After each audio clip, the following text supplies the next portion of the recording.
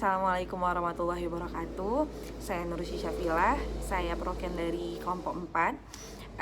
Hari ini tidak hanya saya sendiri, namun juga ada Audia Farhani, Cut Handayani, Sylvia Anggraini Sitorus, dan Salwa Safira. Kami kelompok 4 akan kembali membahas seperti tema video sebelumnya, yaitu etika dan tata krama. Nah, bagi teman-teman yang ingin bertanya bisa langsung tanya di e-learning ya, seperti yang sudah dianjurkan, untuk bisa kita diskusikan mungkin, atau ada saran atau boleh tambahan, tidak harus tentang pertanyaan. Nah, mungkin langsung aja kita masuk dalam pembahasan oleh teman-teman kita yang lain juga. Oke, stay tune. Apa itu etika dan tata krama? Kamus Bahasa Indonesia. Dalam Kamus Bahasa Indonesia yang lama, Purwadarminta sejak tahun 1953 mengutip dari Burtons tahun 2000, etika mempunyai arti sebagai ilmu pengetahuan tentang asas-asas akhlak atau moral. Dalam Kamus Umum Bahasa Indonesia, kata etiket, adat sopan santun atau tata krama yang perlu selalu diperhatikan dalam pergaulan agar hubungan selalu baik. Tujuan dan manfaat etika apa aja sih? Tujuan dan manfaat dari etika. Manfaat dari etika yang pertama, mengarahkan perkembangan masyarakat menuju suasana yang tertib, teratur, damai, dan sejahtera. Yang kedua, etika dapat membuka mata manusia untuk melihat baik buruk akan suatu tingkah laku.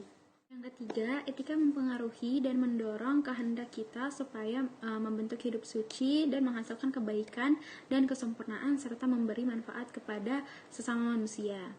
Tujuan dari etika yang pertama, etika merupakan sarana yang memberi orientasi pada hidup manusia.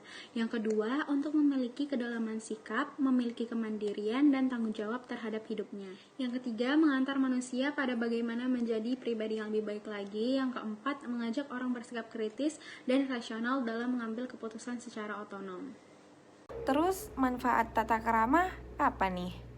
Saya akan menjelaskan tentang manfaat dari tata krama. Satu, kehidupan yang damai akan didapatkan tak hanya kita yang menjalinkan, tapi adapun orang di sekitar kita. Dua, dalam memperkecil konflik yang ada di lingkungan masyarakat dengan adanya sikap yang santun, tentu banyak orang yang merasa dihargai dan tidak ada yang tersinggung. Tiga, dapat hidup dengan nyaman karena tidak ada orang yang tersinggung ataupun yang tersakiti. 4. Memiliki banyak teman, saudara, dan tidak memiliki musuh. 5. Bisa memperkuat jalinan kerukunan yang selama ini sudah dibentuk dengan bertingkah laku sopan. Maka kerukunan akan semakin erat dijalinkan. 6. Dengan ada tata krama, berarti kita sebagai warga negara telah memiliki kesadaran taat pada hukum. 7.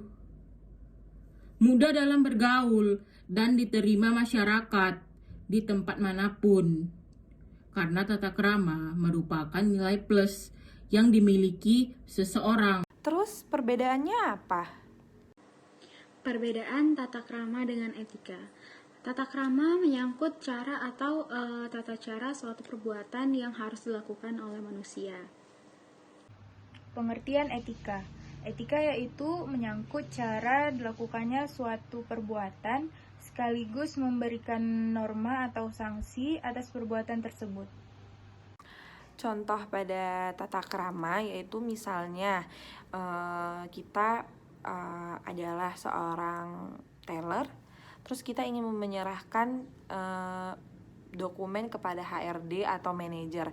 Nah, ketika kita memberikan dokumen tersebut, hendaklah kita menggunakan tangan kanan ketika membawa dokumen tersebut. Mengapa demikian? Karena jika kita menggunakan tangan kiri, itu sama saja kita seperti tidak mempunyai etiket atau tata krama. Sudah menjadi pembelajaran bagi kita bahwa menggunakan tangan kanan itu lebih baik.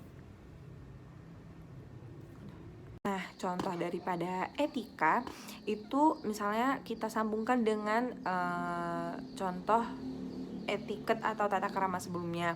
Misalnya nih ruangan HRD atau manajer tertulis dilarang masuk bagi yang tidak berkepentingan. Terus misalnya nih kita nggak boleh sebenarnya masuk ruangan itu tanpa izin gitu. Terus kita buka aja gitu masuk gitu. Nah itu kan kita bisa dikira pencuri ya gitu, ataupun ya kita mencuri gitu di dalam ruangan itu kan kayak mengambil sesuatu tanpa perizinan gitu kan, atau memasuki ruangan tanpa izin. Nah di situ yang dipermasalahkan adalah tentang etika kita tidak meminta izin. Tapi konon dengan dia buka pintu dengan tangan kanan, dia buka pintu dengan tangan kiri, itu tidak termasuk pada kita bahas kepada dalamnya etika. Yang masuk kita etika itulah misalnya suatu larangan nih, misalnya dilarang membuka barang orang tanpa izin. Misalnya kita kayak di kampus dilarang buka buku teman tanpa izin gitu kan. Nah itulah yang dimaksud dengan contoh etika. Apa itu etika bisnis? Etika bisnis adalah tindakan yang dilakukan dalam kegiatan bisnis dengan tidak menyalahi aturan organisasi dan masyarakat. Dalam etika bisnis, setiap kegiatan harus dalam keadaan yang wajar dan sesuai dengan norma dan etika yang berlaku. Manfaat etika ketika bekerja: 1. Memberikan rasa tanggung jawab. 2. Meningkatkan kredibilitas perusahaan atau organisasi. 3. Dinilai baik dan sopan oleh perusahaan. 4. Sebagai pedoman prinsip. 5. Menciptakan ketertiban dan keteraturan. Dan yang terakhir, meningkatkan kesejahteraan anggota.